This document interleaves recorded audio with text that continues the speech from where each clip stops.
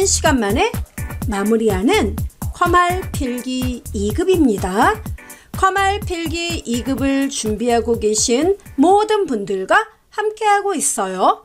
이 시간에는 제2과목 스프레드시트 일반 그 마지막 시간입니다. 이 시간에는 정렬, 필터링, 부분합, 시나리오, 데이터 통합, 목표값 찾기, 매크로, 차트 이러한 내용들로 함께 공부해 보겠습니다. 자, 가볼까요? 먼저 정렬과 필터링 나오는데요. 이 정렬에 대한 문제 그리고 필터링에 대한 문제는 우리 시험에 많으면 3문제까지도 출제가 됩니다. 네, 꼭 알아두셔야 됩니다. 비단 필기뿐만 아니라 실기까지 생각하셔서 확실하게 방법을 알아두시면 좋겠죠. 자, 일단 정렬이라는 건 A, B, C, D, E, F, G 1, 2, 3, 4, 5, 6, 7 가나다라 바바사 이렇게 차례대로 나열하는 걸 우리는 정렬 이렇게 얘기합니다. sort. 정렬은요, 데이터 탭에 정렬 및 필터 그룹의 정렬 이 메뉴를 실행하여 우리가 원하는 필드를 중심으로 정렬을 할 수 있는 것이죠. 정렬 기준은 최대 64개까지 가능하고요. 기본적으로 행단위 정렬이 이루어진다. 정렬 방법에는 가나다라 바바사 오름차순과 하타파 내림차순 셀 값에 따라 정렬이 수행됩니다. 영문자, 대소문자 구분하여 정렬할 수 있기도 해요. 여기 체크하면 바로 대소문자를 구분하여 정렬할 수 있다는 거죠. 오름차순으로 정렬할 경우 소문자가 우선순위를 먼저 갖게 됩니다. 오름차순은 숫자, 문자, 논리, 오류, 빈 셀 순서로 이루어지게 됩니다. 내림은 오류, 논리, 문자, 숫자, 비어있는 셀 순서입니다.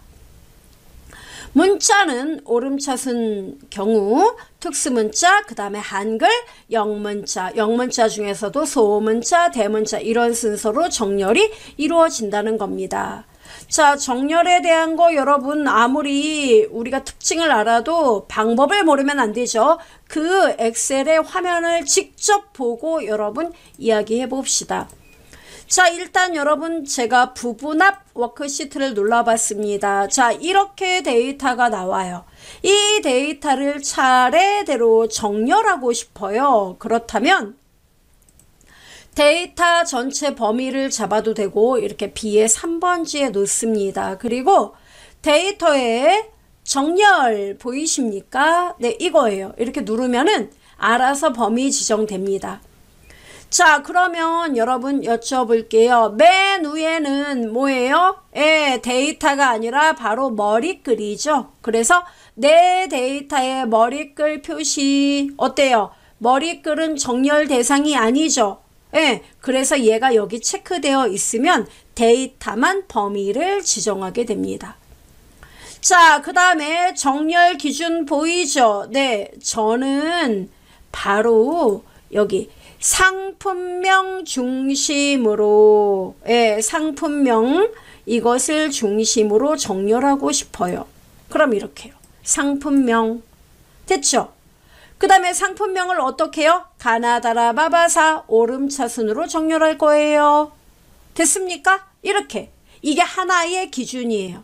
그 다음에 상품명이 만약에 똑같은 이름이라면 어떻게 할까요? 그죠? 상품명이 똑같으면 두 번째 기준 추가해서 두 번째 기준은 상품명이 똑같은 경우에는 단가하고 수량 나오는데 수량이 큰 것부터 나오게 할 겁니다. 그럼 수량이 큰 값부터 나오게 하세요. 그거 뭡니까?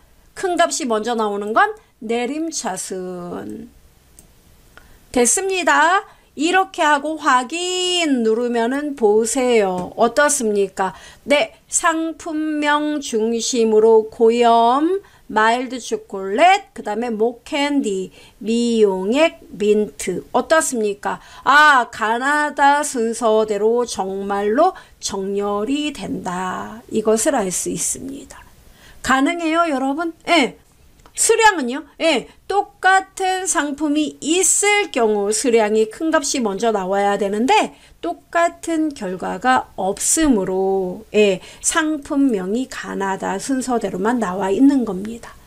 이해돼요, 여러분? 예, 이렇게 하는 거예요. 자, 요걸 먼저 이해를 해주시면 되겠고, 그 다음에 자, 이 정렬에 대한 내용 여러분 보시면은 다시 한번 또 보여드리죠. 자, 정렬에서 여러분 옵션이라는 거 보이죠? 옵션 요거 눌러볼게요. 자, 옵션을 누르면은 정렬의 방향이 나와요. 우윗 방향에서 아랫 방향, 이게 이제 기본값이거든요. 또는 왼쪽에서 오른쪽 방향, 이렇게 방향을 결정할 수 있고, 옵션을 통해 대소문자를 구분해서 정렬하고자 한다면 여기에 체크를 하면 된다는 겁니다. 이해돼요, 여러분? 네, 그걸 기억하시면 되겠고, 그 다음 두 번째 정렬 기준에서 여러분 보시면은 셀값, 우리는 지금 값에 의해서 정렬을 했는데 셀의 색상, 글자, 색 이런 것들 위주로 정렬도 가능하다는 거, 요거를 여러분 알아두시면 되겠습니다. 됐어요? 예, 요거까지. 자, 취소. 그래서 정렬에 대한 내용 모두 살펴봤고요. 그 다음 또 여러분 여기 첫 번째 필드명 여기 체크를 만약에 하면 어떻게 됩니까? 네, 정렬 대상에서 얘는 제외되는 거 방금 전에 보여드렸습니다. 자, 그 다음 여러분 자동 필터와 고급 필터 나오는데요. 필터라는 거는 뭡니까? 걸러낸다는 거예요. 자동 필터와 고급 필터. 자동 필터는요, 우리가 기본적으로 필터링 하면 그것은 자동 필터를 말합니다. 자동 필터는 데이터 목록에 반드시 뭐가 있어야 된다? 필드명이 있어야 되고요. 둘 이상의 필드에 조건이 설정된 경우 AND 조건으로 결합됩니다. AND라는 건 이 조건도 만족하고 이것도 만족해야 돼, 이 뜻이에요. OR은요? OR은 이 조건을 만족하던가 또는 이게 만족이 안 되더라도 얘가 만족되면 돼요. 둘 중에 하나만 만족하면 되는 거 OR, 두 개가 완벽하게 만족돼야 되는 거 AND. 필터링 결과 데이터를 그대로 복사, 찾기, 편집, 인쇄를 수행할 수 있습니다. 목록, 서식, 조건을 이용해 세 가지 유형의 필터를 만들 수 있고 한 번에 한 가지 필터만 적용할 수 있고요. 하나의 필드에 날짜, 숫자, 텍스트가 섞여 있는 경우 가장 많이 있는 형식의 필터가 표시가 된다. 알아둬야 돼요. 필터를 이용해 추출한 결과는 레코드 단위로 표시가 된다. 이렇게 나왔습니다. 이게 한글이지만 엑셀 지식이 없는 분들은 어때요? 상당히 이해하기 어려운 내용입니다. 별거 아니에요. 제가 알려드리죠. 자, 여러분 자동 필터와 고급 필터 눌러보겠습니다. 자, 이렇게 데이터가 나왔어요. 그러면 B의 3번지에 이렇게 필드 이름이 나와 있어야 돼요. 그러면 데이터의 자동 필터는 정렬 및 필터 그룹의 여기 필터 보이죠? 이게 자동 필터예요. 단축키 컨트롤 시프트 L. 자, 어때요? 목록 단추 같은 게 하나 생겼어요. 예, 이게 필터링 단추예요. 그러면 여러분 한번 필터링 해보죠. 먼저 나이는 여러분 숫자 데이터 맞습니까? 예, 숫자 데이터예요. 숫자 데이터일 때는 보세요. 숫자 필터라고 이렇게 나와 있다는 거죠. 그리고 색을 중심으로 정렬도 할 수 있습니다. 보이죠? 자, 이번에는 문자 데이터 성별 한번 가볼게요. 어때요? 텍스트 필터라고 나와요. 예. 그러니까 결국 데이터 형식이 뭐냐에 따라 필터링 그 메뉴가 달라지는군요. 예, 그걸 안다는 얘기예요, 얘가. 그 다음 날짜 같은 경우 클릭해보죠. 어때요? 날짜 필터라고 뜨네. 예, 이 얘기예요. 조금씩 다르구나. 네. 그 이야기가 바로 여기 나와 있는 이렇게 각각의 데이터에 대해 서로 다른 필터가 나와 있고 문제는 하나의 필드에 날짜 데이터도 있고 숫자도 있고 텍스트가 이렇게 섞여 있는 경우가 있어요. 예. 그런 경우에는 이 세 개의 데이터 유형 중에 가장 많이 등장하는 데이터 형식으로 필터링이 구성된다 이 뜻입니다. 이해돼요, 여러분? 예, 그 얘기입니다. 그 다음에 그러면 제가 필터링 보여드리죠. 만약에 나이, 숫자 데이터예요. 모두 숫자입니다. 나이 데이터가 만약에 30살 미만만 보고 싶어요. 그러면 숫자 필터에서 미만은 뭐예요? 작다. 그죠, 여러분? 그럼 여기에서 보다 작다. 얼마? 직접 여러분 이렇게 조건식 대화 상자가 만들어져 있습니다. 여기다 30 이렇게만 쓰면 된다는 얘기예요. 확인? 그럼 어때요? 30살 미만 데이터만 나오고 이건 뭐죠? 딜리트. 자, 30살 미만 데이터만 나와요. 그죠? 그러면 조건에 해당하지 않는 애들은 모두 숨겨지고 나오지 않는다는 거죠. 필터링은 자동 필터링은 이렇게 원본 데이터 위에 덮어쓰기가 되는 겁니다. 이해되죠? 자, 그러면 보세요. 30살 미만 남자. 그러면 30살 미만 데이터 중에 남자 데이터만 찾으려면 어떻게 해야 되죠? 30살 미만 중에서도 성별이 남자. 텍스트 필터. 같다. 뭐하고 같아요? 남. 이렇게 고르고 확인 누르면 어때요? 30살 미만의 남자 고객. 됐죠? 즉 이러면 어때요? 나이도 30살 미만이면서 성별이 남자. AND 조건이 된다는 거예요. 이해돼요? 네, 그 설명입니다. 이것만 알아두면 돼요. 자, 그 다음 내용 또 살펴봅시다. 필터링 해제는요? 네, 필터 단추 한 번 더 누르면 해제가 됩니다. 됐어요? 자, 그 다음 내용 또 고급 필터를 알아봅시다. 고급 필터는요, 우리 시험에 가장 많이 나오는 게 고급 필터입니다. 자, 자동 필터에 비해 복잡한 조건을 사용하거나 여러 필드를 결합하여 조건식을 직접 지정할 경우 사용하는 것이 고급입니다. 고급 필터 수행에 가장 중요한 거는 조건식이에요. 그래서 고급 필터 수행을 위해서는 데이터 범위, 조건식 범위, 필터, 결과, 위치 등을 지정해 주어야 하며 이들은 모두 필터링 전에 모두 갖춰져 있어야 합니다. 원본 데이터, 자 여러분 여기 별표하셔야 돼요. 원본 데이터와 좀 전에 자동 필터는 원본 데이터 위에 필터링 결과 나왔지요. 근데 고급은 원본 데이터와 다른 위치에 추출된 결과, 즉 필터링 결과를 표시할 수 있으며 조건에 맞는 특정 필드만을 추출할 수가 있다. 여러 조건을 같은 행에 입력하면 조건식에서 그건 AND로 인식을 하고 다른 행에 입력하면 OR로 인식을 한다는 겁니다.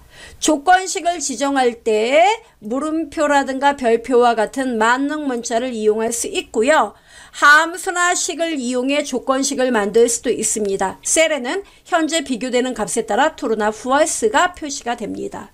이게 뭔 말이냐면 자 보여드리죠. 이 방법을 아셔야 돼요. 우리 시험에 그 결과를 묻는 문제가 잘 나오니까요. 자 보시면은 여러분 이 데이터를 가지고 합시다. 자 제가 어떻게 할 거냐면 여러분 이 데이터가 쭉 나오거든요. 확인되죠?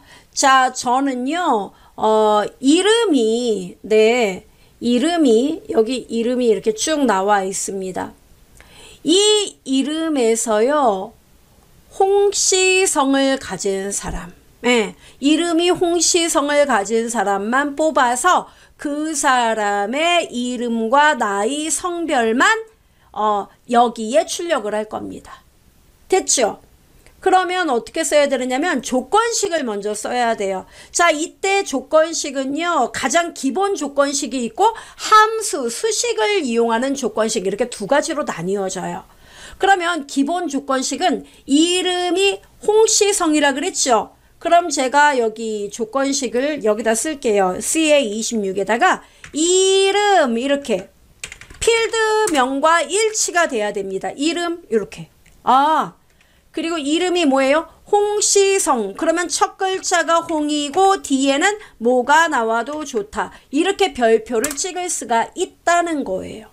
됐어요? 예. 그리고 이 조건을 만족하는 애들 결과, 필터링 결과를 나는 이름, 나이, 성별, 즉 원본 데이터에서 모든 데이터가 필요한 게 아니라 이름, 나이, 성별 요것만 결과를 표시하고 싶어요. 홍시성을 가진 사람만 뽑아보자 이겁니다. 자, 그러면 이렇게 조건식 그 다음에 필터 결과가 여기에 나올 거예요. 됐죠? 이렇게 모두 세팅해 놓고 이게 원본이죠. 원본 데이터 클릭해 놓고 자, 정렬 및 필터의 고급 이렇게 누르면 된다는 얘기입니다. 그 다음에 여러분 결과를 여기다 덮어쓰기 할 거 아니죠? 그러면 다른 장소의 복사. 그 다음에 조건식은 어디부터 어디? 이름, 필드 이름부터 여기 홍별표 이렇게. 그 다음 복사 위치는 어디입니까? 네, 바로 요 범위 안에. 됐죠?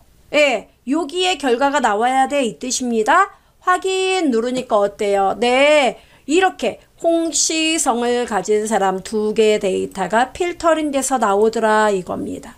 이해돼요 여러분? 예, 이렇게 알아두면 됩니다. 자, 이번에는 제가 이렇게 썼어요. 자, 조건 조금 더 길게 써보도록 하겠습니다. 이름이 홍시성을 가졌고요. 그 다음에 성별이 남 이렇게 쓰면 어떻게 될까요?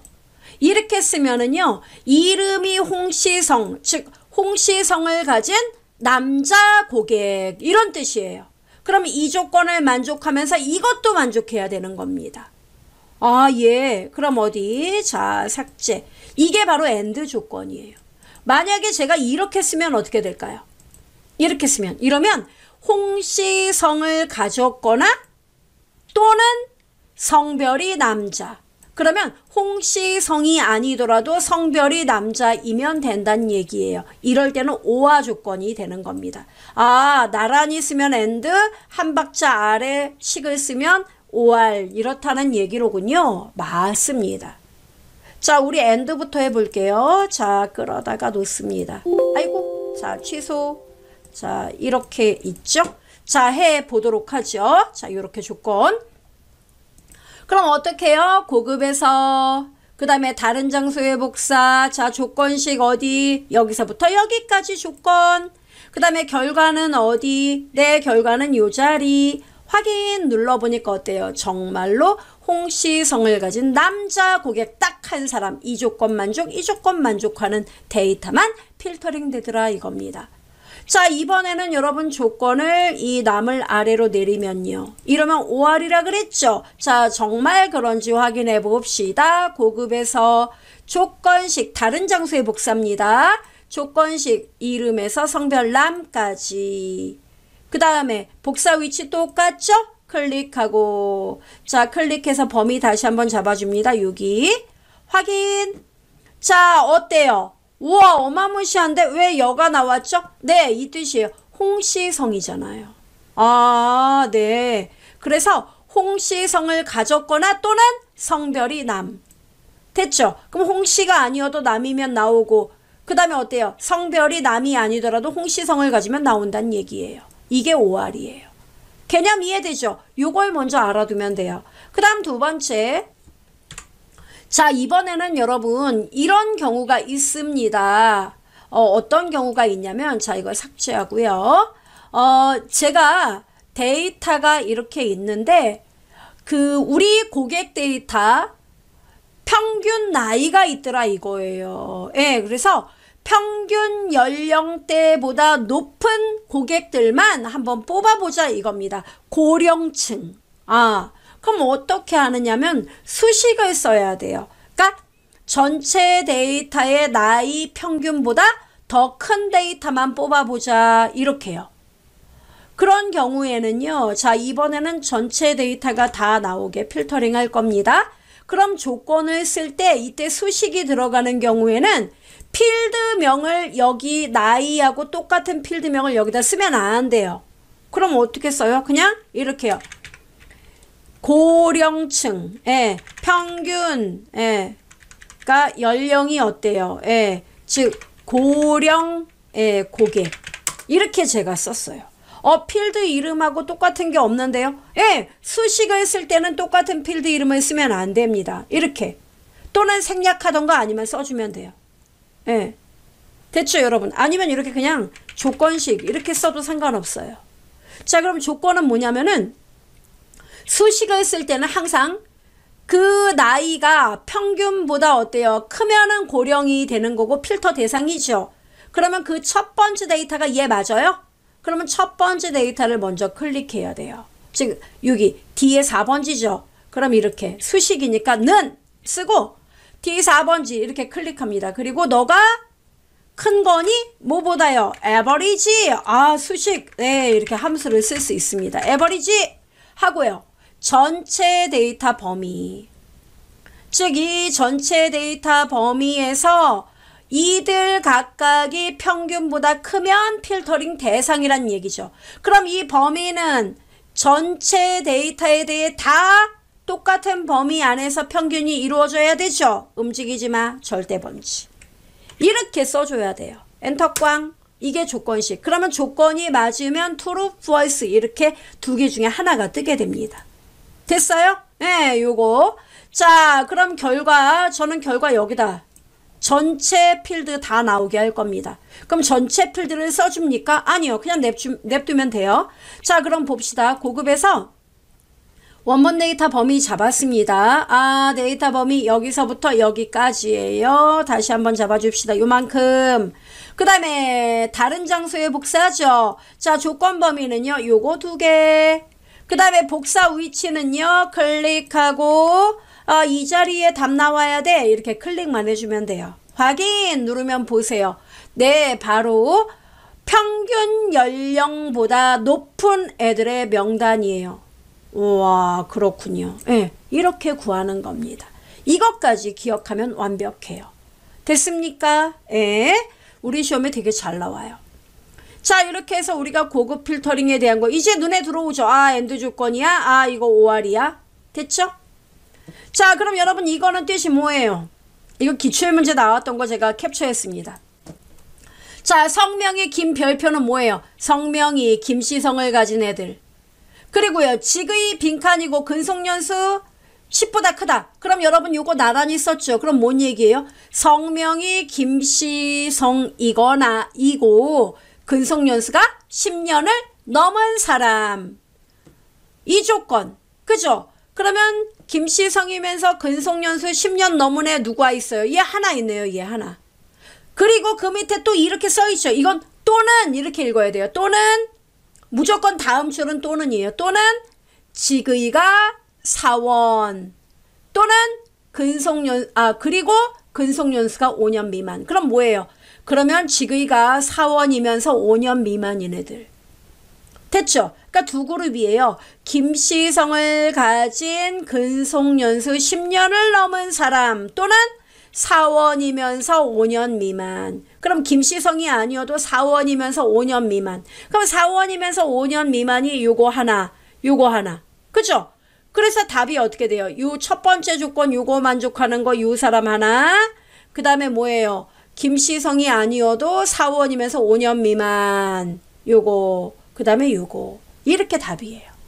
됐죠? 이게 문제 나왔었습니다. 요 뜻 이해할 수 있어야 돼요. 자, 그 다음에 또 갑시다. 아이고, 기출문제 나왔습니다.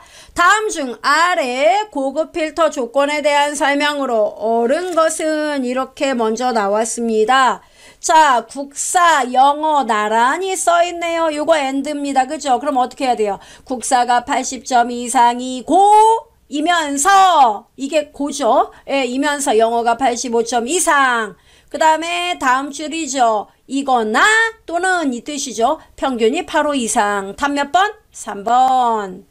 그 다음에 2번 문제 다음 중 이거 보세요. 똑같죠? 근무기간이 15년 이상. 이면서는 뭐예요? and 나란히 써야겠네. 나이가 50세 이상. 그러면 근무기간 나이 각각 필드 이름 나란히 쓰고 그죠?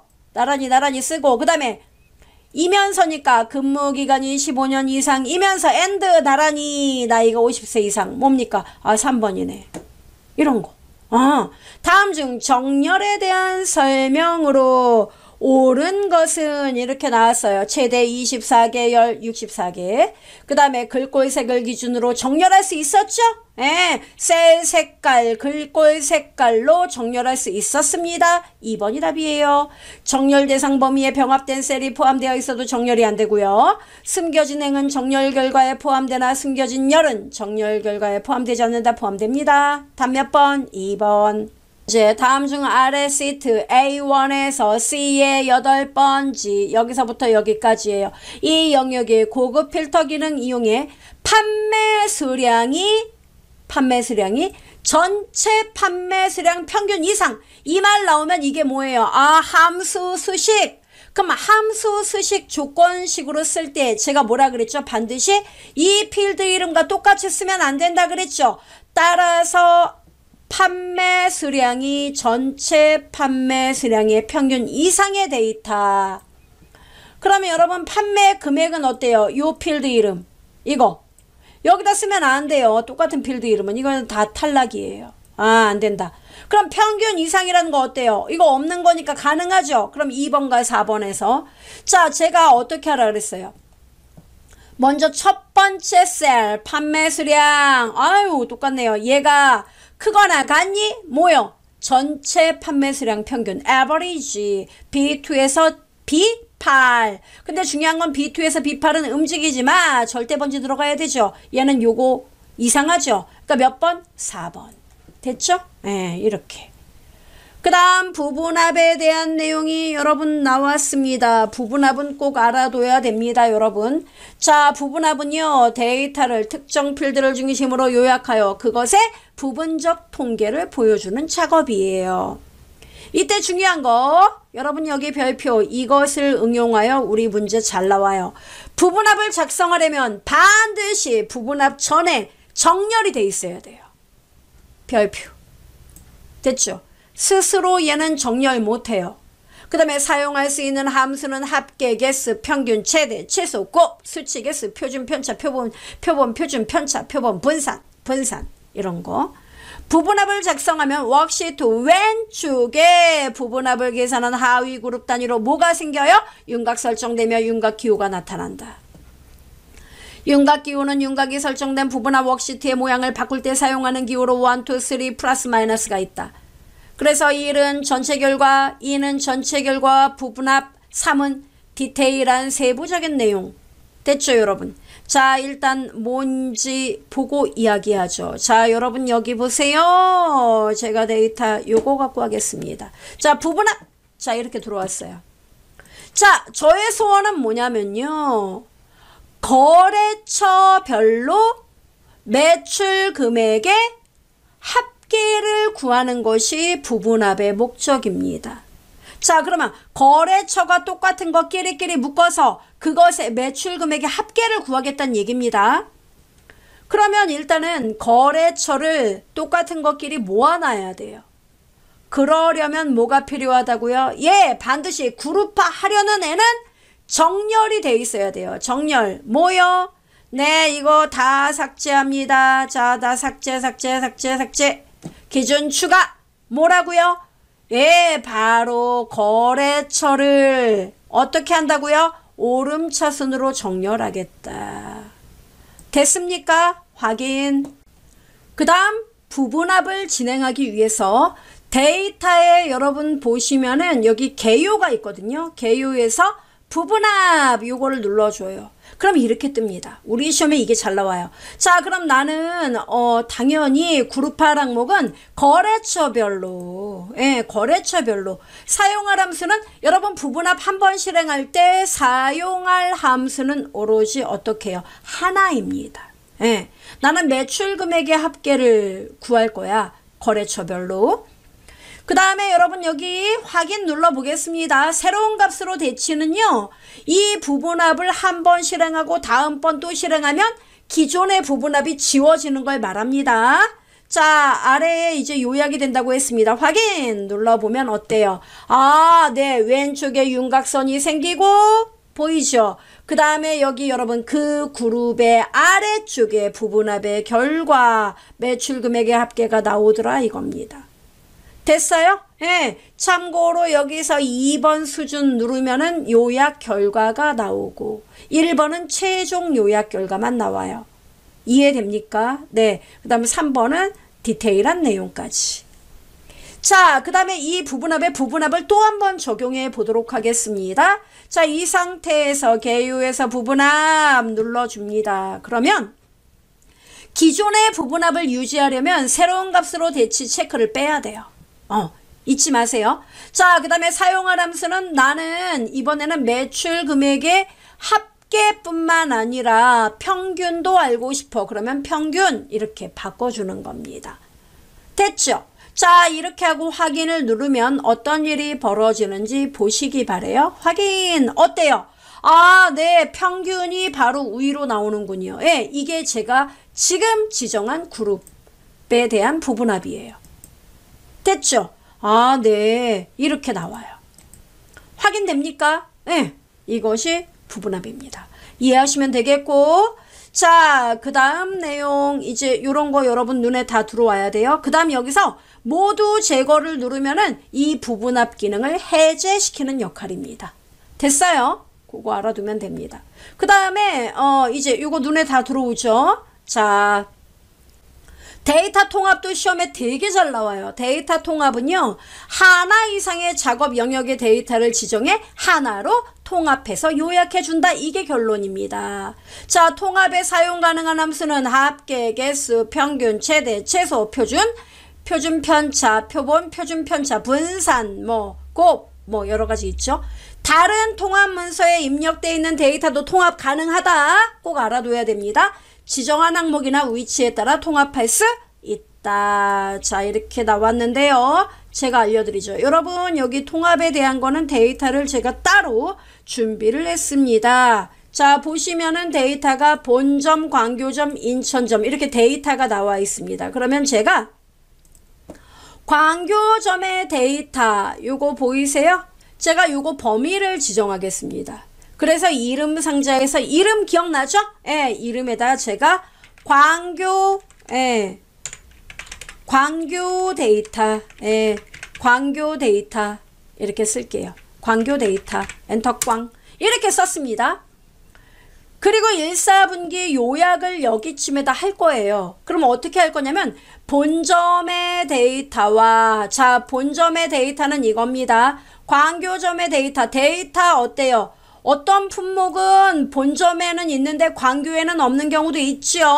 자, 중요한 건 이렇게 데이터가 제각각인데 물론 똑같은 것도 있지만 없는 경우도 있단 말이죠. 하여튼 요약을 하겠다 이겁니다. 이 각각의 지점별로 데이터들을 요약하려면 자, 데이터로 갑니다. 자, 데이터에 가면은 여러분 여기 보시면 통합이라는 게 이제 존재합니다. 자, 통합 그러면 자, 일단 이들 데이터가 나오는데 제가 다 삭제를 누르면은 참조 영역의 데이터가 삭제가 됩니다. 자, 함수 종류를 보면 이렇게 많다고요, 여러분. 자, 참조 영역 첫 번째 본점 데이터 범위 이만큼 됐어요? 추가. 그 다음 두 번째는 광교점인데요. 자, 광교점 데이터는 제가 직접 이렇게 써도 된다고요. 광교 데이터 이렇게 하고 추가 이렇게 해도 된다고요. 인식하네. 그 다음 세 번째 데이터는 여기 인천점 클릭해서 범위 이렇게 됐어요? 추가. 그러면 이 세 개의 데이터에서 우리가 범위 지정한 곳에 첫 번째 줄, 첫 번째 행은 합계 계산 항목이 아니죠? 예. 그 다음에 왼쪽에 있는 데이터도 어때요? 합계 계산 항목이 아니죠. 합계는 오로지 요 안에 데이터죠. 따라서 첫 행과 왼쪽 열 이런 것들은 체크를 빼야 돼요. 그 다음에 원본 데이터의 연결이란 말 보이세요? 여기에 체크를 하게 되면은 원본 데이터의 내용에 어떤 그 수치가 바뀌면 결과값에 자동으로 영향을 준다는 건데요. 예. 자, 일단 확인 눌러 보겠습니다. 다 체크했어요, 제가. 자, 누르니까 어때요? 요약됐단 얘기입니다. 우와, 다 나왔네? 네, 이렇게 나오게 돼요. 이게 바로 통합이에요. 개념 이해됩니까? 네. 그럼 원본 데이터에 만약에 여러분 여기 광교점에 제가 까베르네 프랑 이렇게 나왔는데 제가 예를 들어 이렇게 샤또 무칠드 이렇게 제가 썼단 말이에요. 샤또 무칠드. 그리고 1월 달에 데이터가 25개 뭐 이렇게 바꿨단 말이에요. 그럼 1사분기에 가보면은 어때요 여러분? 영향 받습니까 얘가? 샤또 무칠도 데이터 어떻게 돼요? 항목이 새롭게 바뀐 거는 여기에 추가가 안 돼요. 오로지 기존의 데이터에 대한 특정한 내용이 바뀌었을 경우에만 예를 들어 파마산 치즈가 1월 달에 25개가 아니라 46개 이렇게 엔터를 치면은 파마산 치즈에 대한 데이터만 그 합계 데이터만 변화가 있다는 거지 이 내용 요런 거 바뀐 것까지 반영되지는 않는다는 거예요. 이해돼요? 그리고 같은 공간에서 여러분 그 원본 데이터 연결을 하면은 전혀 영향을 받지 않아요. 오히려 에러가 뜹니다. 그래서 서로 다른 문서라든가 또는 서로 다른 시트의 데이터 내용이 그 합계 대상의 내용이 바뀌었을 때만 자동으로 업데이트 된다는 겁니다. 그걸 알아두시면 돼요. 자, 그 다음에 다른 건 다 필요 없어요. 이 개념 이제 눈에 들어오죠? 자, 그 다음에 시나리오 관리자. 시나리오라는 건 실제 일어난 일이 아니에요. 근데 앞으로 그런 일이 발생할 수 있겠다라는 걸 예측하는 도구입니다. 자, 시나리오 들어가기 전에 우선 비교적 간단한 목표값부터 먼저 설명드리죠. 목표값은요, 현재 수식의 결과값은 알고 있어요. 근데 향후 목표로 하는 결과치를 얻기 위해 특정 입력값을 얼마로 조정할 것인지 결정할 때 우리가 목표값 찾기를 이용합니다. 자, 하나의 데이터를 가지고 시나리오까지 함께 이야기를 해봅시다. 여러분 제가 빈 공간에 하나 클릭을 해서 써보도록 하죠. 자, 화면 크게. 자, 여러분 여기에 뭐 가장 많은 거 국어, 영어, 수학 이렇게 있어요. 그리고 어떤 애가 국어가 65점, 영어가 저기 60점, 수학이 55점이에요. 그리고 이제 평균을 제가 구해봅니다. 수식이 반드시 있어야 돼요. 목표값은 average, 그죠? 에버리지하고 범위 잡고 가로를 닫습니다. 수학까지 가로 닫고 엔터 꽝 하니까 평균이 60이에요. 이렇게 우리가 결과는 알고 있습니다. 평균 60이에요.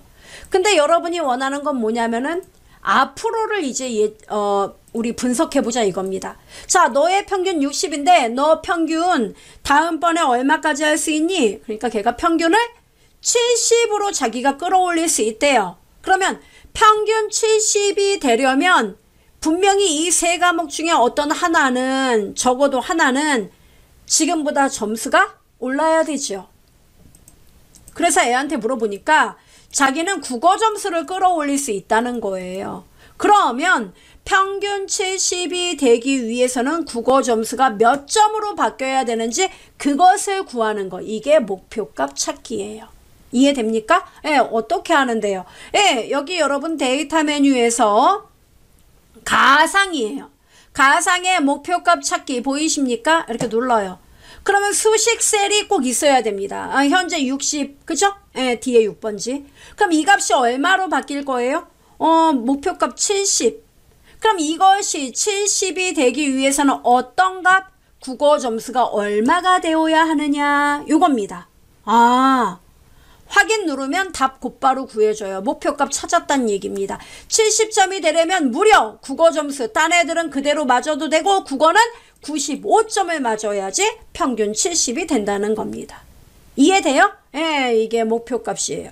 그럼 시나리오는 뭐냐면은 국어, 영어, 수학에서 이들이 점수를 어떻게 이제 얘가 어떻게 맞느냐에 따라 평균에 지대하게 어떤 식의 영향을 줄 것인가, 얼마만큼 영향을 줄 것인가, 이게 시나리오예요. 그러니까 이런 거죠. 자, 다시 국어 점수를 제가 65로 바꿔보겠습니다. 자, 이런 상태예요. 만약에 얘가 국어와 영어 점수 이들 점수를 시험을 되게 잘 봐서 높게 받으면 평균이 어느 정도 올라가는지 예측하고 싶다 이겁니다. 그럴 때 시나리오를 쓰는 건데, 자, 이렇게요. 가상분석에서 시나리오 관리자 추가. 그러면 시나리오 이름을 예를 들어 최상이라고 씁시다. 최상. 그래서 여러분 변경이 뭐라고요? 현재 국어와 영어 점수 보이죠? 이들 두 개. 국어 하나만 해도 상관없어요. 근데 나는 두 개. 그럴 때는 여러분 이렇게 국어, 영어 이렇게 끌어도 되고요. 또는 떨어져 있다. 국어와 수학이다. 그러면 컨트롤 키 눌러서 선택을 하시면 됩니다. 자, 확인. 그러면 자, 최상의 경우 이 학생한테 물어보니까 자기는 국어 점수를요 80점까지 맞을 수 있대요. 그 다음 영어 점수도 자기가 최선의 컨디션이라면은 75점까지 맞을 수 있답니다. 됐어요. 이렇게 하고 추가 눌러보면은 자, 시나리오 이름 이번에는 최악이에요. 자, 이 학생의 컨디션이 나빠질 경우, 자, 국어 영어 점수는 확인. 국어는 60점까지 맞을 수 있대요. 또 얘가 컨디션이 나쁘면. 그 다음에 영어도 문제가 자기가 안 배운 데서 문제를 내면 35점을 맞을 수 있답니다. 자, 됐어요. 확인. 이렇게 두 가지 경우 어떻습니까? 나오네. 네, 이렇게 되어 있단 말이죠. 그리고 여러분이 요약 보이세요? 이걸 해버리면은, 그렇다면 지금 그 변경 셀들은 평균에 영향을 주는 거죠? 평균의 결과, 그죠? 반영이 되겠죠? 따라서 결과 셀 D6 나와 있습니다. 요약 보고서 만들 수 있고 피벗 테이블 보고서를 만들 수도 있습니다. 확인 누르면 어때요? 요약이 되더라 이겁니다. 그래서 최상의 컨디션을 가지면 무려 평균이 70이 될 수도 있고요. 그죠 여러분? 그 다음에 최악의 경우는 평균이 50이 될 수도 있다는 결론입니다. 이해돼요? 이게 시나리오 요약보고서. 참고로 여러분 이름을 지정할 수도 있습니다. 여기는 이름 지정이 안 되어 있죠. 그냥 셀 번지가 나와 있습니다. 자, 요거 알아두시면 돼요. 자, 그런 내용들로 구성이 되어 있어요. 그래서 우리 시험에는 이 시나리오 요 결과 요걸 가지고 시험 문제를 내기도 해요. 그래서 결과 셀에 대한 내용 읽을 수 있어야 됩니다. 그래서 운영이 저조할 경우, 즉 변경이 이렇게 될 경우 결과는 이런 값으로 나타난다는 것입니다. 이해돼요? 예. 그리고 여기에 이름이 지정될 수도 있고, 그 다음에 왼쪽에는 윤곽선이 존재하게 됩니다. 자, 그래서 핵심 기출 문제 풀어보죠. 자, 1번 다음 중 아래 부분합 대화상자에 대한 설명으로 옳지 않은 것은, 이렇게 문제가 나왔습니다. 자, 여러분 보니까 어때요? 직급별로 합계를 구했나요? 뭐의 합계? 급여의 합계를 구했습니다. 그쵸? 자, 부분합을 실행하기 전에 직급 항목에 대해서는 정렬돼 있어야 되죠? 띵동. 부분합의 실행 결과는 직급별로 급여 항목에 대한 합계가 나온다. 맞아요.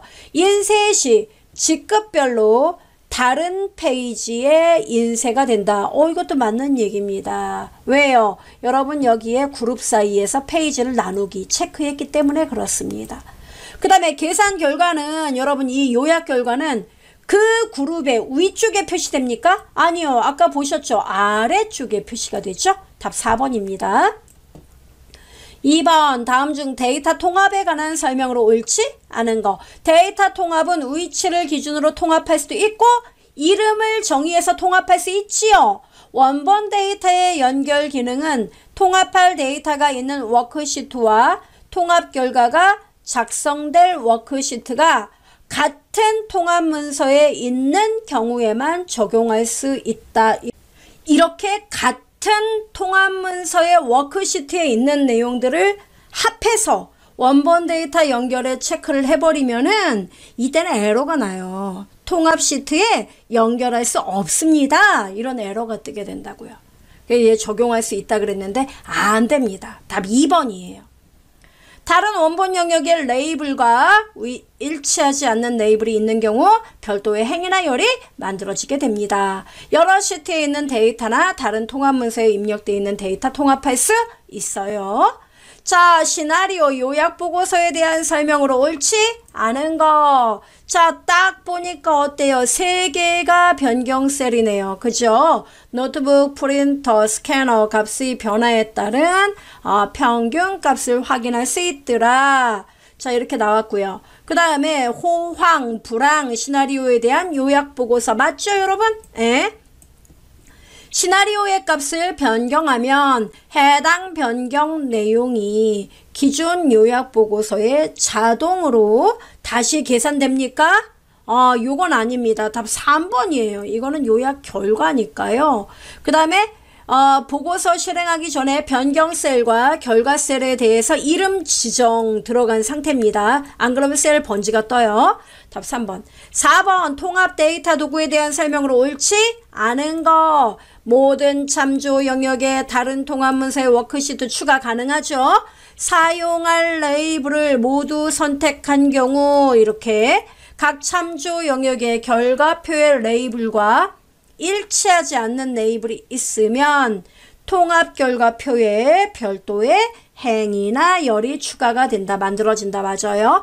지정한 영역에 계산될 요약함수는 함수에서 선택하며 요약함수로는 합계 개수 평균 최대 최소가 있다.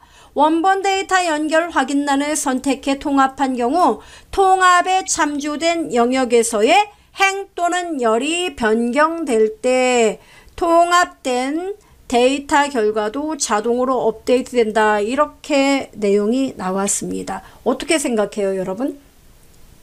이 원본 데이터 연결에 여러분 항상 문제가 나와 있죠. 그러니까 그 행이나 열의 내용이 값이 변경되는 거는 업데이트가 돼요. 그렇지만 그 데이터 내용은 행과 열의 그 레이블 있죠. 이런 거는 업데이트가 안 됩니다. 답 4번이에요. 그 다음에 5번. 부분합에 대한 설명으로 옳지 않은 거, 틀린 거. 자, 여러분 이거 어때요? 지점별 재고액의 합계네요. 그죠? 자, 그 다음에 부분합을 실행하면 각 부분에 대한 정보행 표시하고 숨길 수 있도록 목록에 윤곽이 자동 설정되죠? 예, 맞습니다. 그 다음에 부분합은 한 번에 한 개의 함수만 계산할 수 있죠. 2개 이상의 함수를 이용하려면 함수의 개수만큼 부분합을 중첩해 삽입해야 되죠.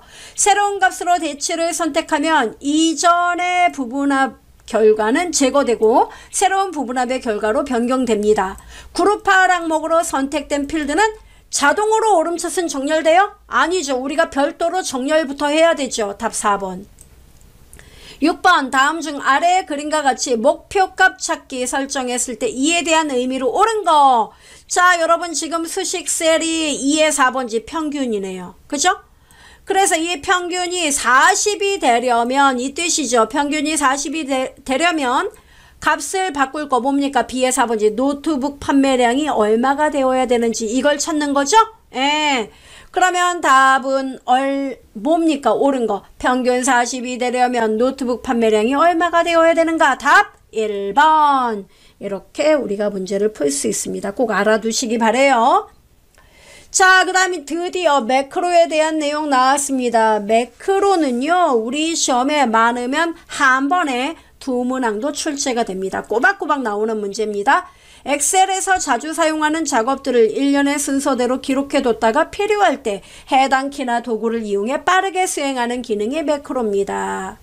자, 매크로 여러분 알아두셔야 되는데 매크로를 만들 때는 보기에서 매크로에서 매크로 기록 또는 개발 도구의 코드에 매크로 기록을 누르면 됩니다. 매크로의 이름은요. 매크로 1, 2 이렇게 자동으로 이름이 부여되지만 사용자가 직접 지정할 수도 있어요. 이름을 지정할 때 첫 글자는 반드시 뭐다? 문자로 지정해야 됩니다. 그 다음에 이런 기호들 있죠. 슬래시, 물음표, 작은 따옴표, 뭐 이런 당구장 이런 것과 같은 문자와 공백은 매크로 이름으로 사용할 수가 없어요. 그 다음에 컨트롤 키 플러스 영문 소문자 대문자 누르면 자동으로 영문 소문자입니다. 그리고 바로가기 키에 대한 거예요. 대문자를 누르면 자동으로 시프트 키가 함께 표시가 됩니다. 엑셀의 바로가기 키하고 만약에 매크로의 바로가기 키가 서로 똑같다면 매크로의 바로가기 키가 우선권이 더 높습니다. 됐죠, 여러분? 그 정도 알아두면 돼요. 그러니까 매크로 이름을 할 때는 영문자, 대소문자 구분하지 않아요. 근데 바로가기 키 설정할 때는 구분이 된다는 점이 중요한 사실입니다. 자, 그 다음에 매크로 저장 위치와 관련해서는 여러분 개인용 매크로와 새 통합 문서, 현재 통합 문서가 있습니다.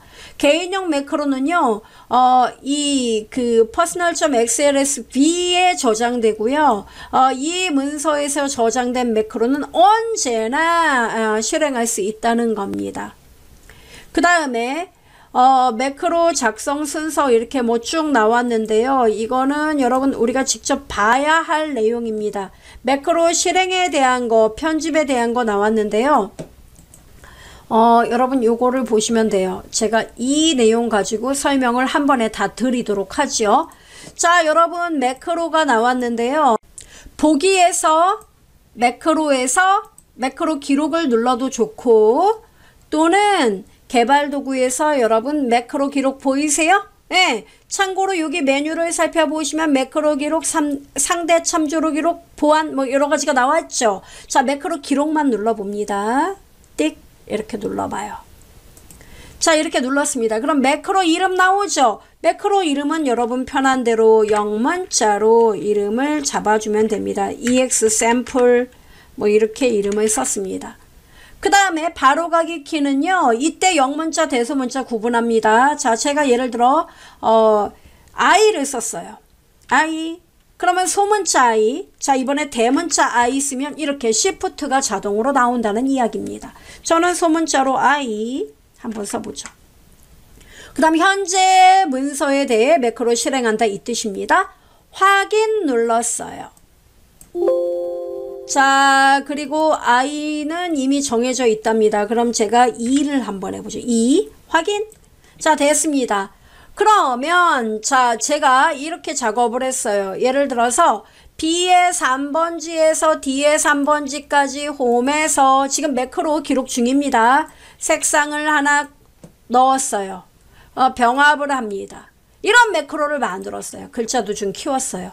그리고 더 매크로 안 해요. 그러면 개발 도구에서 기록 중지 이렇게 누르면 매크로가 끝난 거예요. 아하. 자, 이해되죠, 여러분? 그러면 자, 이제 이 3번 행을 없애보겠습니다. 왜? 매크로 실행을 해봐야 되니까. 자, 매크로 보기 보이죠? 이거 단축키 Alt F8. 자, 매크로에 보면 example 우리가 만든 거 보이죠? 자, 실행을 눌러보겠습니다. 실행. 어때요? B의 3번지에 나오네? 그죠? 자, 그럼 제가 커서를 아무데나 놨어요. 이렇게 아무데나 놓고 또 매크로 보기에서 example 실행 누르면 어때요? 항상 그 자리에 매크로가 실행되더라 이겁니다. 이해되죠? 자, 그런 반면에 상대 참조로 기록을 누르고 이걸 먼저 누르고 매크로 기록 눌렀습니다. 매크로 이름은 이번에는 뭐라고 쓸까? EXA 이렇게 썼습니다. EXA 단축키는 써도 그만 안 써도 그만이에요. A 이렇게 썼습니다. 확인. 자, 이렇게 했어요. 이렇게 하고 자, 제가 매크로를 이렇게 만들었어요. B의 7번지 현재 커서보다 바로 위에 있는 곳에 범위를 잡고 이렇게 범위를 잡았습니다. 자, 범위를 잡고 곧바로 홈 탭에서 색상을 하나 고르고 그 다음에 가운데 됐죠? 글자 굵고 진하게 기울인 꼴 이렇게 했어요. 매크로 끝났어요. 자, 제가 이제 매크로 기록을 중단합니다. 기록 중지 눌렀어요. 자, 그럼 어떤 일이 벌어지느냐면요. 자, 삭제해 보겠습니다. 자, 제가 커서를 이렇게 놨어요. 그리고 매크로에서 EXA를 실행합니다. 어때요? 네, 항상 이 자리가 아니네요. 네, 현재 커서가 있던 곳 위에서 제가 매크로를 지정했기 때문에 제가 커서를 여기다 갖다 놓으면 이 위에 매크로가 만들어져요. 이렇게 커서에 따라 상대적으로 위치가 바뀌는 게 상대 참조로 기록입니다. 이해돼요, 여러분? 그 다음 매크로 이 상자를 보면은 그 실행을 누르면 해당 매크로 실행하는 거, 그 다음에 한 단계씩 코드 실행은 매크로가 사실 내부적으로 여기 편집을 보시면은 이렇게 VBA 코드로 이루어져 있어요. 이 코딩 내용 하나하나를 실행하는 거, 이게 한 단계씩 코드 실행이고요. 그 다음에 여러분 매크로 삭제도 할 수 있고, 옵션은 매크로의 바로가기 키를 다른 것으로 바꿀 수가 있습니다. 설명을 추가할 수 있고요. 이해되죠? 예, 요 정도 알아두시면 됩니다. 이 설명이 이게 단가요? 예, 이거예요. 그래서 여러분 매크로 편집하면은 비주얼 베이직 편집기로 들어가게 된다는 사실. 됐어요? 자, 그 다음에 핵심 기출 체크 봅시다. 다음 중 매크로 이름을 정의하는 규칙으로 옳지 않은 거, 물음표 슬래시 빼기 등의 문자는 매크로 이름에 사용할 수 없다. 당근. 그 다음에 기존의 매크로 이름과 동일한 이름을 사용하면 기존의 매크로를 새로 기록하려는 매크로로 바꿀 것인지 지정할 수 있다. 이렇게 나왔네요. 어떻습니까? 맞는 말이에요. 매크로 이름의 첫 글자는 반드시 문자로 지정해야 된다. 맞아요. 매크로 이름에 사용하는 영문자는 대소문자 구분하는 게 아니라 바로가기 키에서 구분을 합니다. 됐죠? 답 4번이에요. 2번 다음 중 매크로에 관한 설명으로 옳지 않은 거. 같은 통합 문서 내에서 시트가 다르면 동일한 매크로 이름으로 기록할 수 있다. 여러분 같은 문서에서 시트가 다르다고 매크로 이름을 똑같이 쓸 수 있느냐? 없어요. 안 돼요. 예, 하나의 문서 안에서 통용되는 매크로이기 때문에 서로 다른 시트라 하더라도 매크로 이름 똑같이 중복돼서 쓸 수 없습니다. 답 몇 번? 1번이에요. 그 다음에 매크로 기록에서 영문 대문자 바로가기 키 지정하면 시프트 키 자동 생기죠. 매크로 기록 대화 상자에서 매크로 저장 위치 개인용 매크로 통합 문서 하면 엑셀을 실행할 때마다 매크로 사용할 수 있습니다. 통합 문서 열 때 어떤 상황에서 어떤 매크로 실행할지 매크로 보안 설정을 변경해서 제어할 수가 있습니다. 맞아요. 답 1번이에요. 3번 새 워크시트 A1 셀에 셀 포인터를 여기다 뒀대요. 그리고 상대 참조로 기록하고 매크로 기록을 클릭했답니다. 그리고 나서 여러분이 데이터를 입력하는 이와 같은 매크로를 기록했대요. 그러면 이제 매크로를 실행하겠죠. 자, 그림 2와 같이 커서가 여기 있답니다. 여기서 C3셀에 포인터를 두고 매크로 1을 실행하면 어떻게 될까요? 여러분 상대 참조로 기록 의미를 아느냐 이 문제입니다. 그럼 여러분 얘가 바로 옆에 커서 위치 바로 옆에 입력된 글자가 있으므로 어떻게 됩니까? 실행을 하면 당연히 C3 옆에 D3에 데이터 내용이 표시가 되겠죠. 그죠? 그럼 답 몇 번이에요? 4번이죠. 그 다음에 4번 다음 중 매크로 바로가기 키에 대한 설명으로 옳지 않은 것은 매크로 생성 시 설정한 바로가기 키는 매크로 대화 상자 옵션에서 변경할 수가 있지요. 기본적으로 바로가기 키는 컨트롤 키와 조합하여 사용하지만 대문자는 시프트 키 자동 붙죠.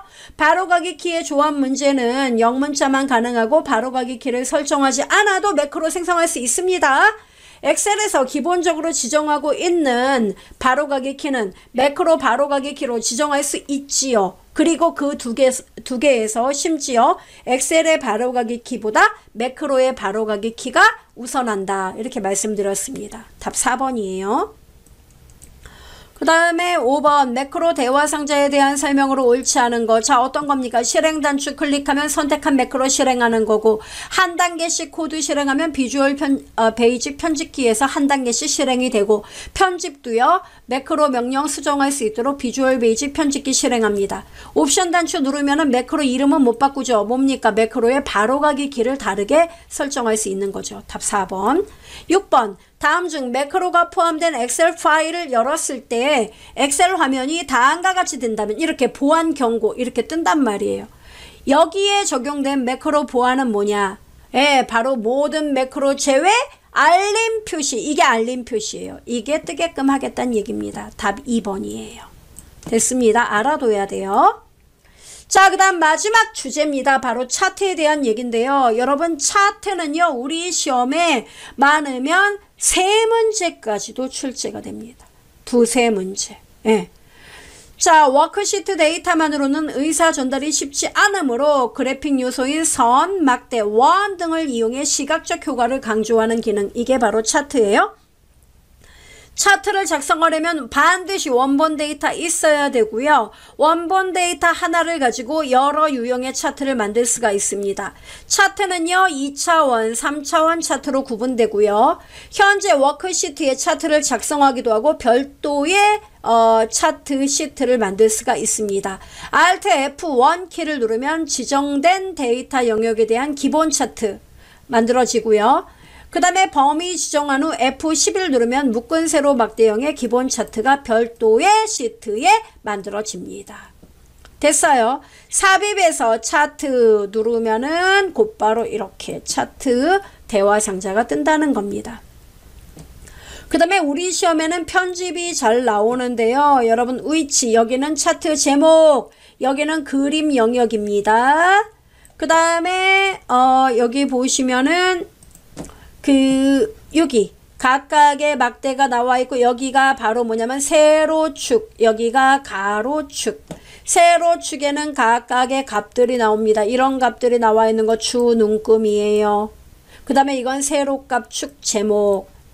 그 다음에 여기는 범례에 대한 거, 범례가 오른쪽에 나와 있네요. 그리고 각각의 푸른색 막대는 목표치, 빨간색은 도달치. 그럼 여기서 이 각각의 막대는 하나의 계열, 즉 목표치 계열, 하나는 도달치 계열, 그리고 계열에 대한 값, 레이블이라고 표시합니다. 여러분 차트의 종류인데요.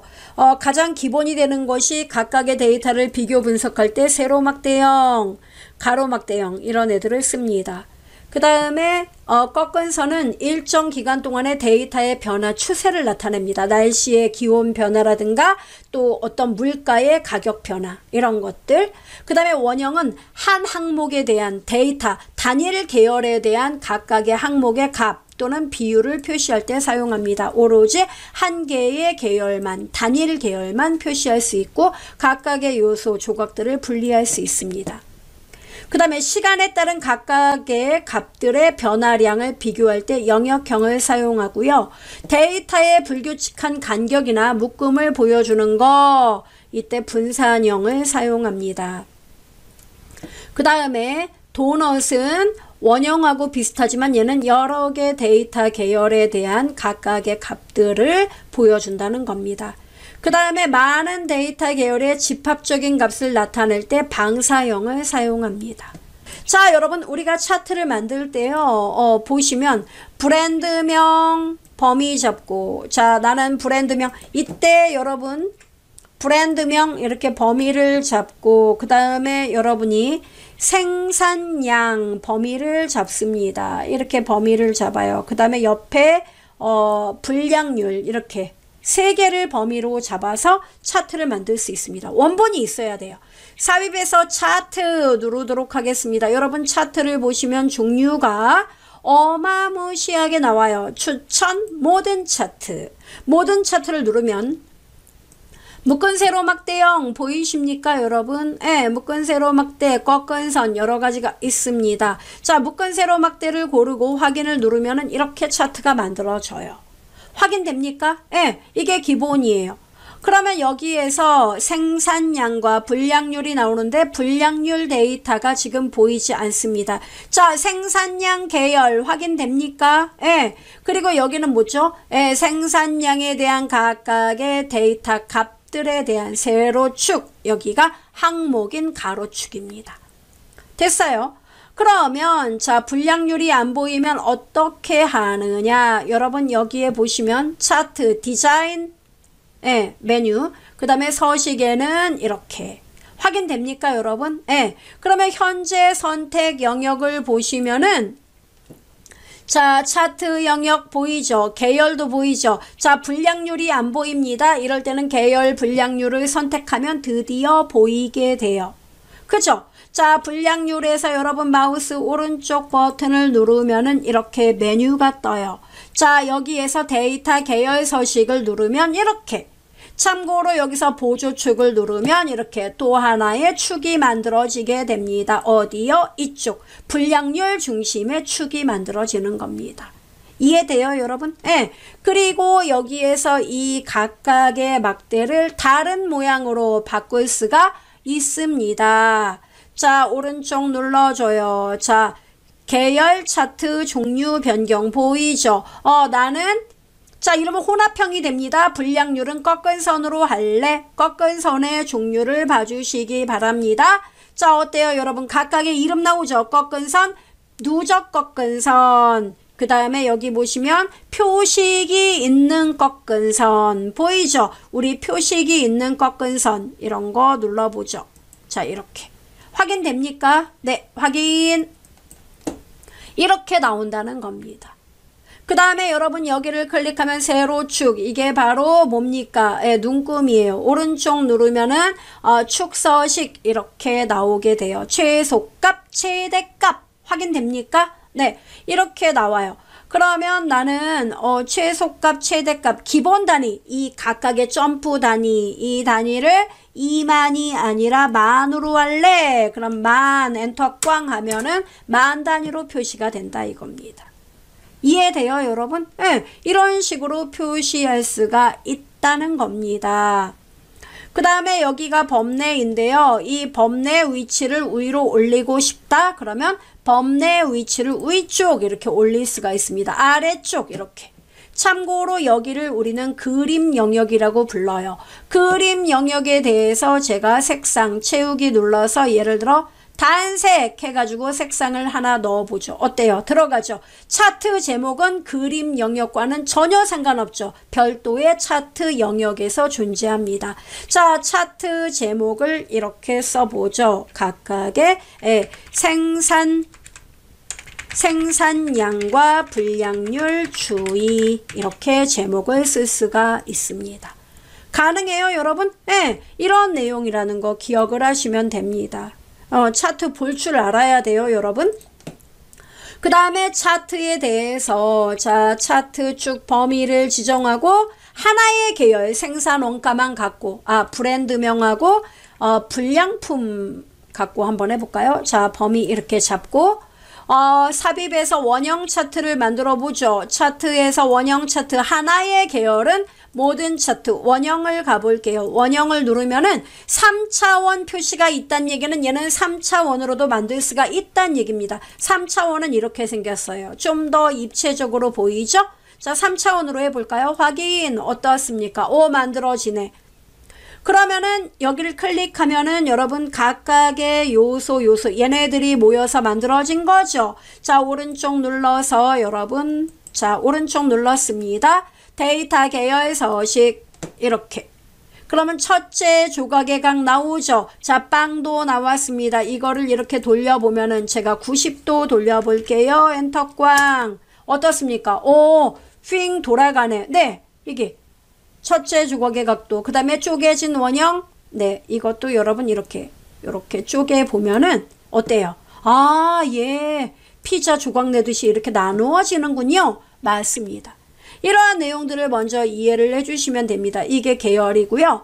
레이블을 추가하겠다. 레이블 추가 보이죠? 레이블 추가 누르면 각각의 데이터에 대한 값들이 나옵니다. 자, 클릭하고 레이블을 클릭 한번 해보겠습니다. 자, 클릭하면은 여러분 맞춤에 대한 내용들 이렇게 나오는 거 보이죠? 예, 여기에서 레이블의 위치라든가 방향 이런 것들을 조정할 수 있습니다. 됐어요, 여러분? 예. 그 다음에 크기 뭐 이런 것도 여기서 여러분 얼마든지 조정할 수 있어요. 이게 레이블이에요. 그리고 레이블에 대해서 여러분 여기 보시면은 레이블 서식이라는 거 보이죠? 예, 이거 이렇게 눌러도 이 내용이 그대로 뜹니다. 그럼 서식에서 만약에 제가 이건 값이잖아요. 값뿐만 아니라 이 각각의 항목도 함께 표시하고 싶어요. 그러면 항목 이름을 체크를 하면 이렇게 나와요. 그 다음에 나는 각각의 값을 백분율로 표시할래? 백분율로 이렇게 표시할 수 있습니다. 값은 빼고 싶어요? 빼면 돼요.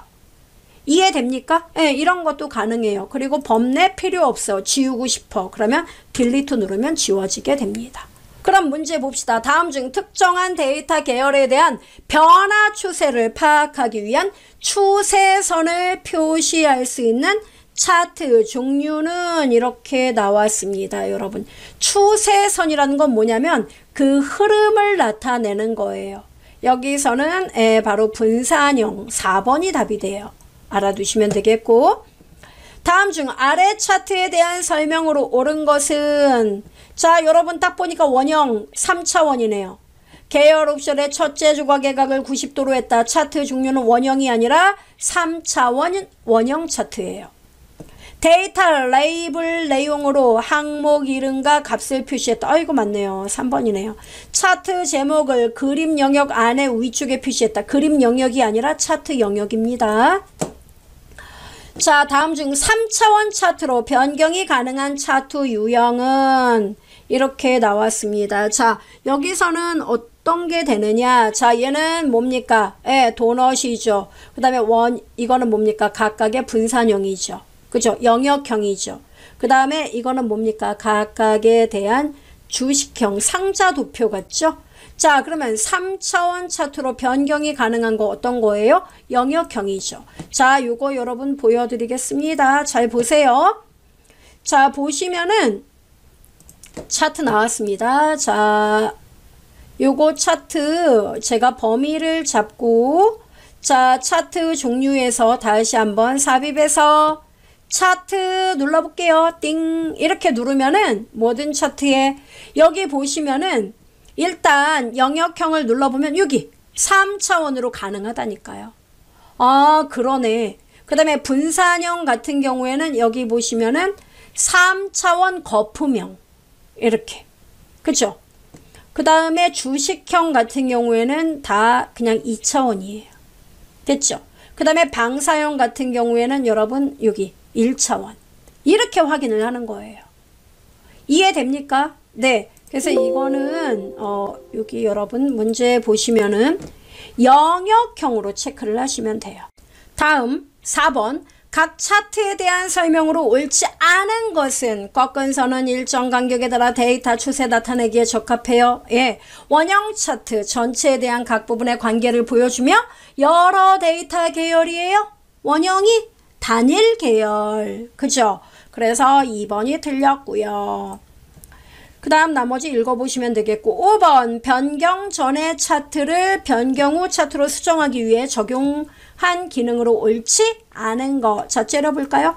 자, 보시면은 여러분 변경 전의 내용 범례가 일단 어떻게 됩니까, 여러분? 범례 같은 것이 쭉 보면은 김상민, 이준호 이렇게 쭉 나와 있는데 요거 위치, 그 다음에 또 데이터의 그 차트가 어떻게 됩니까? 묶은 세로막 대형이었는데 누적으로 다 바뀌었어요. 그 다음에 중요한 거는 1, 2, 3, 4분기가 가로 항목이었는데 여기는 뭡니까? 계열값으로 바뀌었고, 그죠? 김상민 요 범례가 가로 항목으로 들어왔죠? 그러니까 이게 가로 세로가 이게 위치가 바뀐 겁니다. 그래서 데이터의 행과 열을 전환시켰다 맞고요. 범례 위치를 오른쪽에서 위로 바꿨다. 요거 맞고요. 그 다음에 누적 세로막대를 묶은 세로에서 누적 세로막대로 차트 종류를 바꿨다. 이게 맞습니다. 그 다음에 보조축을 사용했는지 이건 모르죠. 그냥 보는 눈금만 더 디테일하게 바뀐 거죠. 그리고 축이 바뀐 거죠. 그죠? 축의 값이 바뀌었어요. 그죠? 왜? 데이터 행열이 전환됐으니까 당연히 바뀌겠죠. 근데 세로축을 추가했다는 건 아닙니다. 3번이에요. 원래 있었습니다. 자, 3번 답. 그 다음 6번 마지막 문제를 봅시다. 아래 차트에 대한 설명으로 옳지 않은 거. 자, 째려보면 어때요? 1, 2, 3, 4 반합계. 그죠? 그래서 보면은 차트의 종류는 묶은 세로 막대형으로 계열 옵션에 계열 간의 겹치기가 적용되었다. 맞는 말이에요. 겹쳤잖아요. 요 막대와 요 막대가. 그 다음에 세로축의 축서식에는 주눈금과 보조눈금이 안쪽으로 표시되도록 여기 보이죠 여러분? 예, 설정되었다. 맞습니다. 그 다음에 데이터 계열로는 남자 데이터와 여자 데이터. 맞아요. 표 전체 영역을 데이터 원본으로 사용하여 차트를 작성하였다. 이렇게 여러분 나오는데요. 어때요? 아니죠. 왜요? 남, 여 이렇게 두 개 계열만 있다는 얘기는 범위를 이렇게 잡았다는 이야기예요. 됐죠? 예, 안 들어갔어요. 됐죠? 예. 그래서 답은 몇 번이다? 4번. 이렇게 해서 커말 필기에 대한 스프레드시트 일반 과정을 모두 마무리했습니다. 여러분께서는 그 핵심 기출 체크 제가 쭉 풀어드린 거, 이 내용만 정말 정리를 한 번 더 해도 그냥 편히 주무세요. 그리고 내일 가서 시험을 보세요. 모니터 보는 순간 기쁨의 눈물이 나올 거예요. 아유, 이거 봤던 문제네, 띵띵띵띵, 나 60 됐을 거야. 그럼요, 여러분. 필기의 적정 점수는요, 100점 아니에요. 실기에서 100점을 맞으세요. 필기는 한 65점 정도만 맞으세요. 그래도 합격이에요. 예, 여러분의 합격을 기원하며 강의 마무리하겠습니다. 고생하셨습니다.